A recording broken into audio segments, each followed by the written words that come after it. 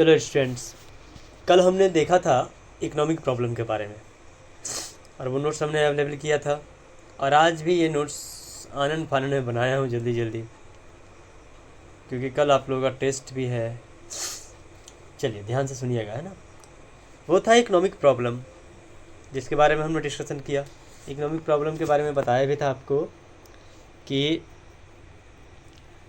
जो various alternative है उनमें चयन करना पड़ता है, सिलेक्शन करना पड़ता है ना। बहुत सारे वेरियस अल्टरनेटिव में से किसी एक का चुनाव करना पड़ता है, तो वो था प्रॉब्लम ऑफ चॉइस। यहाँ भी है, चुनने की समस्या तो है, पर आज हम पढ़ने वाले हैं सेंट्रल प्रॉब्लम। सेंट्रल प्रॉब्लम का मतलब होता है कि जो वेरियस अल्टरनेटिव अवेलेबल है आपके पास,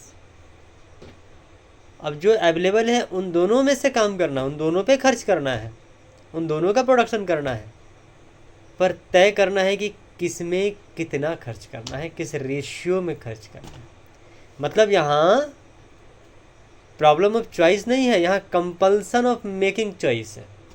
मजबूरी है कि जो अल्टरनेटिव्स अवेलेबल है आपके पास बहुत सारे, उन सब में काम करना है, पर किस में कितना ज़्यादा और किस में कितना कम, रेशियो तय करना पड़ता है। अब एक एग्जांपल लेते हैं, जैसे झारखंड गवर्नमेंट के पास बजट है 100 करोड़ की, ठीक है ना। अब उसे खर्च करना है लॉ एंड ऑर्डर पे या खर्च करना है एजुकेशन पे।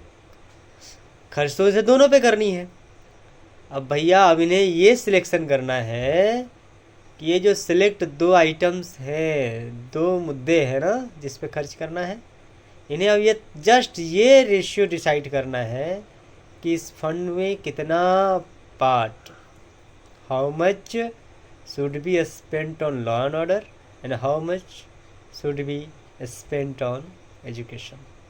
यही है central problems. Economic problem various alternatives में से चुनाव करना है किसी का, और यहाँ जो अवेलेबल है दोनों करना है, पर इसमें रेशियो कंपल्सन है, मजबूरी है, ठीक है ना। अब ये और क्या इसमें विशेष पॉइंट्स होते हैं, नोट्स देखिएगा, साइड में लिखा हुआ है कि no expenditure can be completely ignored here. Central problem की मजबूरी क्या है ना, कि जो लॉ एंड ऑर्डर पे भी खर्च करना है, एजुकेशन पे भी खर्च करना है, इसमें किसी को आप कम्प्लीटली इग्नोर नहीं कर सकते। इकोनॉमिक प्रॉब्लम में तो एक का सिलेक्शन करना, एक को इग्नोर कर देना है, लेकिन यहाँ दोनों काम करना है भाई। अब दोनों में से सिलेक्शन करना है कि किस रेशियो में करना है काम। तो किसी भी एक्सपेंडिचर को कंप्लीट रूप से इग्नोर आप नहीं कर सकते हो, both will have to be expend. अब यहाँ गवर्नमेंट को यहाँ डिसाइड करना पड़ा रेशियो का कि कितना मात्रा में एक पर खर्च करे और कितनी मात्रा में दूसरे पर खर्च करे। ये रहा हम लोगों का सेंट्रल प्रॉब्लम। अब ये सेंट्रल प्रॉब्लम होता कितने प्रकार का है, अगर हम कहें कि देखिए लिखा हुआ है, ध्यान से सुनिएगा, ध्यान से पढ़िएगा कि every economy suffers from 3 common central problem. 3 common central problem है जिसको हर इकोनॉमी फेस करती है। ये प्रॉब्लम्स जो है ना कहलाते, इसे कई नामों से जाना जाता है, central problem, common problem, choice problem, central economic problem. क्यों? Because these are the most basic problem of in economy. ये पूरा किसी इकोनॉमी के एकदम आधारगत प्रॉब्लम है, सभी के पास है, सारे इकोनॉमी की यही चर्चा है, समस्या है। तो इसे 3 भाग में कैटेगराइज किया गया है कि सेंट्रल प्रॉब्लम कौन कौन सा, कि व्हाट टू प्रोड्यूस, दूसरा है हाउ टू प्रोड्यूस, और तीसरा है फॉर होम टू प्रोड्यूस। समस्या अब ये होती है कि क्या प्रोड्यूस करें।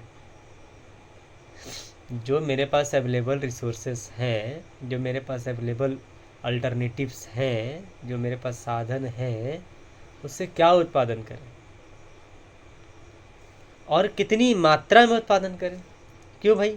रिसोर्सेस मेरे पास कम है, और इस रिसोर्स और किसी भी इकोनॉमी में इतनी ताकत नहीं कि सारे रिसोर्सेज को पूरा कर सके। No society has enough to all the 4 resources. हमारे पास 4 सोर्सेस है ना, और तब हम लोगों को क्या करना पड़ता है कि भाई कुछ रेशियो, रिसोर्सेस का कुछ रेशियो इस पर्टिकुलर प्रोडक्शन के लिए रख दो और कुछ रेशियो पर्टिकुलर प्रोडक्शन के लिए रख दो। तो इसलिए यहाँ पे जैसे मान लीजिए एग्जांपल में कि the problems before finance minister के पास एक प्रॉब्लम है कि जो अवेलेबल रिसोर्स उनके पास है वो सोच रहे हैं कि how much amount to be allocated for defence, इसमें कितना रिसोर्स हम डिफेंस के लिए खर्चा करें और कितना फंड का प्रयोग हम एजुकेशन के लिए खर्च करें। तो हो गया ना, व्हाट टू प्रोड्यूस, क्या प्रोड्यूस करें, किस पे खर्च करें। अगर एक ज़मीन है जिस पे आप प्रोडक्शन कर रहे हो, उत्पादन कर रहे हो, तो उस पर दो चीज़ उत्पादन करना है, न मस्ट है भाई, गेहूं भी उत्पादन करना और कुछ सब्जियां भी लगानी है।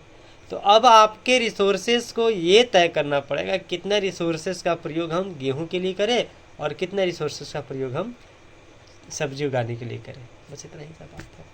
और भी है कि आप प्रोडक्शन करना चाहते हो कहीं पे, तो आप सोचते हो कि यहाँ पे हम कैपिटल गुड्स का ज़्यादा प्रोडक्शन करें कि सिविल गुड्स का प्रोडक्शन करें।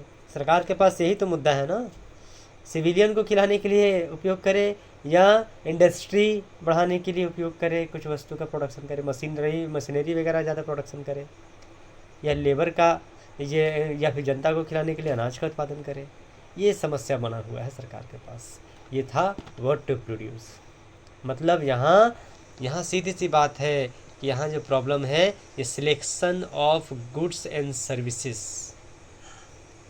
टू बी प्रोड्यूस्ड, मतलब यहाँ गुड्स एंड सर्विसेज के सिलेक्शन का प्रॉब्लम है। बात समझ में आ रहा है। अब हम लोग आते हैं हाउ टू प्रोड्यूस।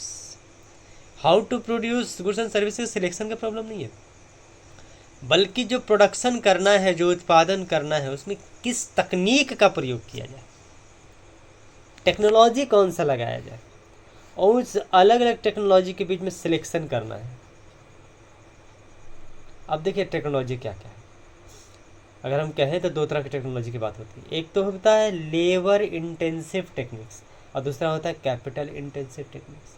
मतलब अगर हम किसी एक देश की बात करते हैं, इकोनॉमी की बात करते हैं, तो इकोनॉमी में अगर लेबर से काम करवाया जाए, खूब सारे लेबर से काम करवाया जाए, तो भाई देखिए क्या क्या फ़ायदा होगा उससे। एक तो एम्प्लॉयमेंट बढ़ेंगे, नौकरियां बढ़ेंगी, है ना।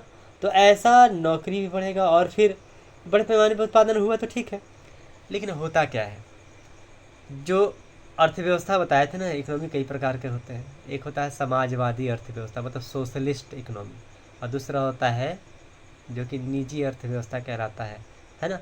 वो अब बताए, ये सोच के देखिए कि अगर सोशलिस्ट इकोनॉमी है तब तो वह चाहेगा कि जनता में एम्प्लॉयमेंट बढ़े, इसलिए लेबर इंटेंसिव का ज़्यादा प्रयोग करेगा।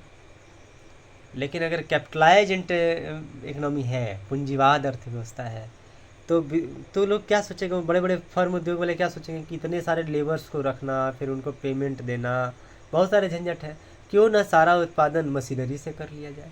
इससे उनको तो फ़ायदा होगा ही, है ना। मशीन से एक अच्छे क्वालिटी का वस्तु उत्पादन हो जाएगा, फिर है बड़े पैमाने पर उत्पादन हो जाएगा, मनचाहा काम करवा लेंगे, ये सब कुछ है, सुविधा है।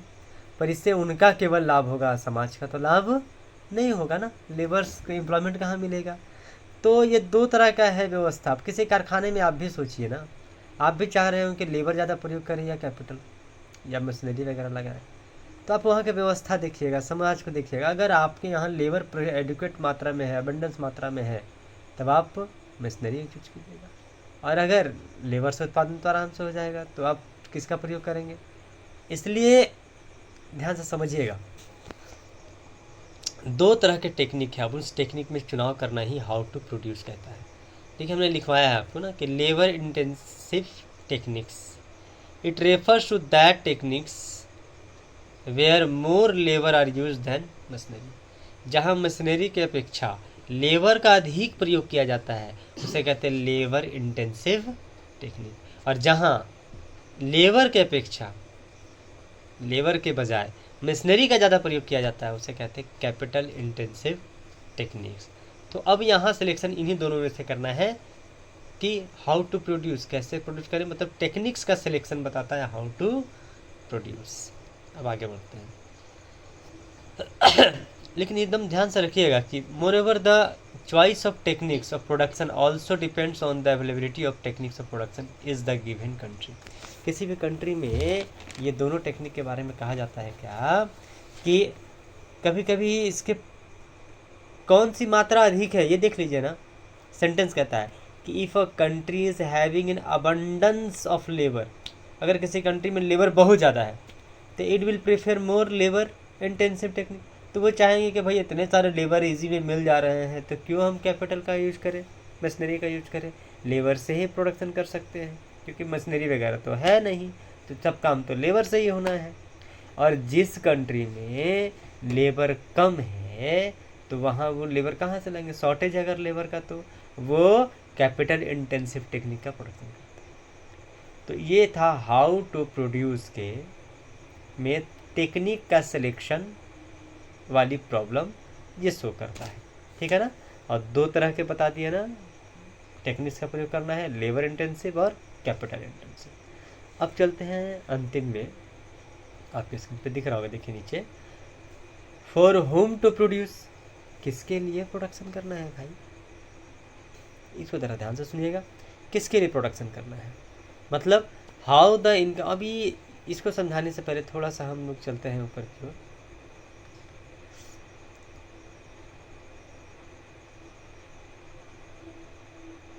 कि how the income should be distributed among income earners so that income inequalities can be reduced। किसके लिए प्रोडक्शन करें। अब इस समय इकोनॉमी में भी समस्या उत्पन्न हुआ है।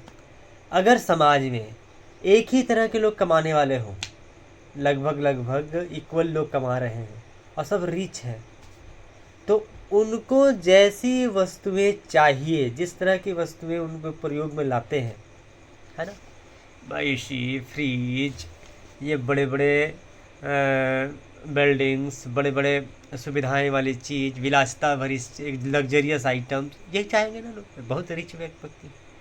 तो उस इकोनॉमी में वैसा ही प्रोडक्शन होगा।